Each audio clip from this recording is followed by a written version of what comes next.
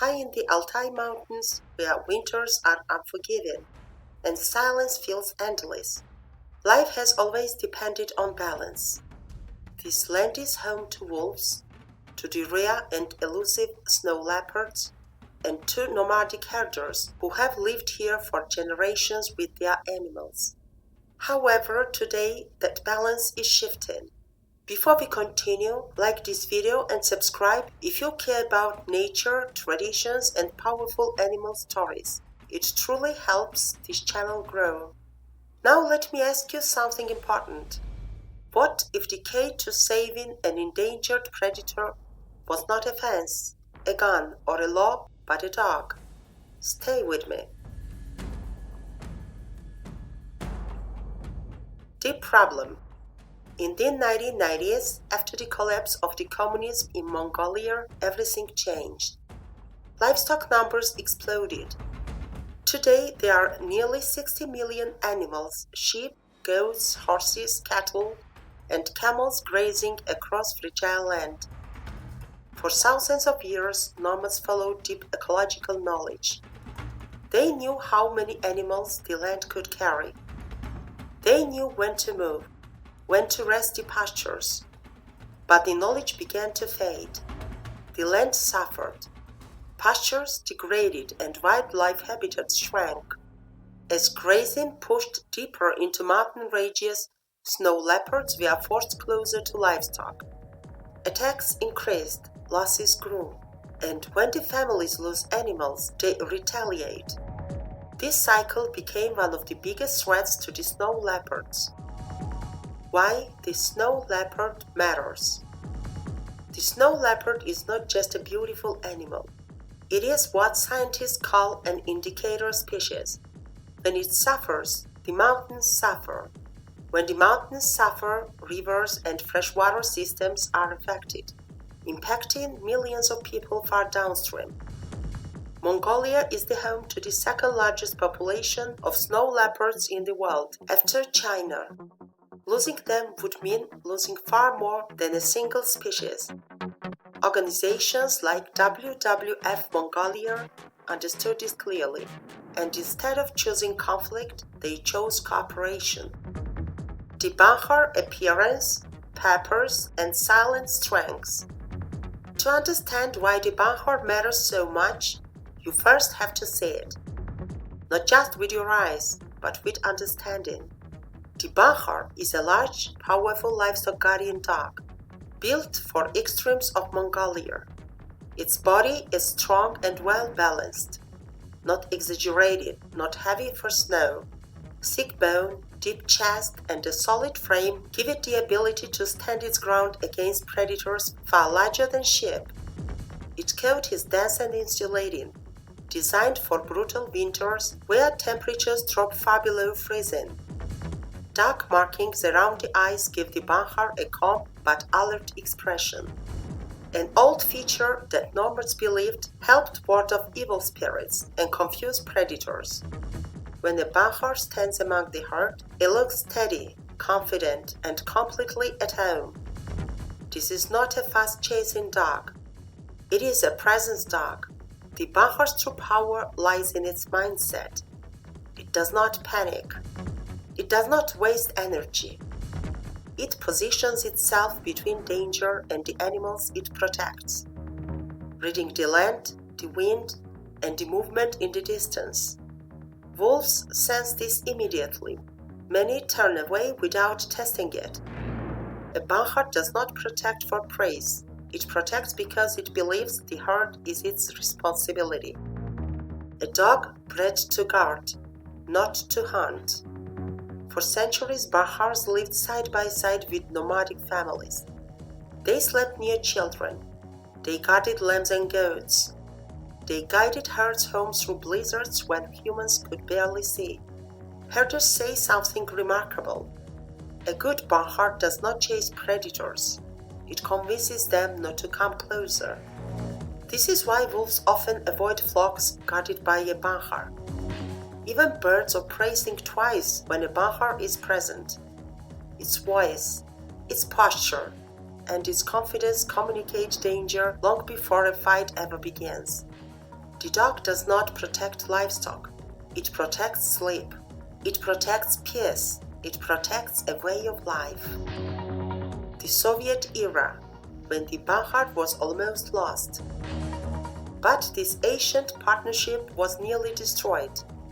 During the time of the Soviet Union, policies were imposed that had no understanding of nomadic life.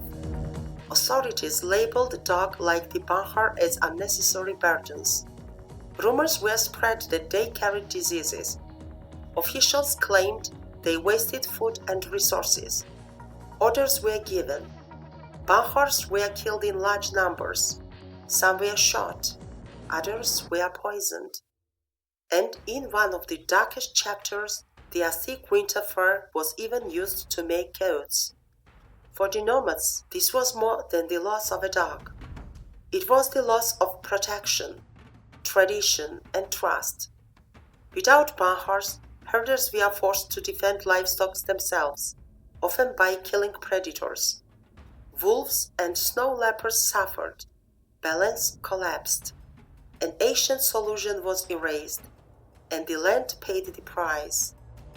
Why remembering this matters? The return of the Banhart is not just about saving a breed. It's about restoring dignity to a culture that lived in harmony with nature long before modern conservation existed. It is about admitting that progress sometimes makes mistakes, and that healing begins by listening to those who never forgot. The Banhart stands today as more than a guardian dog. It's a reminder that strength does not always mean domination, that protection does not always require violence, and that some of the greatest solutions are already walking quietly beside us. The ancient solution, Banhart. Long before fences or firearms, Mongolian herders relied on one of the powerful allies, the Banhart, an ancient livestock guardian dog native to Mongolia. The Banhart was more than a working animal. It was family. These dogs guarded herds through freezing nights. They warned of wolves. They guided animals home during blizzards. Elders say something deeply moving. A Banhart never dies beside its owner or flock. When its time comes, it walks away, so its family will not see it. To Mongolians, that speaks of loyalty beyond words. But during the Soviet era, the Banhart population nearly disappeared. Without dogs, herders were forced to stay awake at night or to kill predators to protect their livelihoods. The balance collapsed. Bringing balance back. In the 21st century, something remarkable happened. WWF Mongolia launched the Future of the Land of Snow Leopard project, working with local communities instead of against them. The idea was simple yet powerful. Bring the Banhart back. Together with the Mongolian Banhart Federation, puppies were placed with vulnerable herders, living near snow leopard habitats, especially around the Darwin-Nuru mountain range, one of the most conflict-heavy regions. These puppies bonded early with sheep, goats, horses, and even camels. And once bonded, a Banhart protects for life. No traps, no poison, no retaliation, just presence. Ancient dog, modern science. To protect the future, scientists needed to understand the past. The Nomadic Guardians Foundation, working with researchers from the University of California, Berkeley, began studying the Banhart genetics. DNA samples were collected in remote regions using non-invasive methods, practical even in extreme cold. The results were astonishing. The Banhart showed no trace of European breeds. Each dog was genetically unique, a truly ancient and pure lineage. Modern science had confirmed that nomads always knew, this dog belongs here. Why this matters to all of us? By reintroducing Banharts, herders lose fewer animals. When herders lose less, they stop killing predators. When predators survive, ecosystems stay healthy. This is not just conservation, it's coexistence. As one experienced herder said, there is no technology that can replace the Bahar. Sometimes progress is not about inventing something new, but remembering what already worked. In a world rushing toward solutions made of metal and machines, Mongolia chose fur, loyalty, and tradition. A dog protecting sheep ends up protecting snow leopards, which protects mountains, which protects water, which protects people.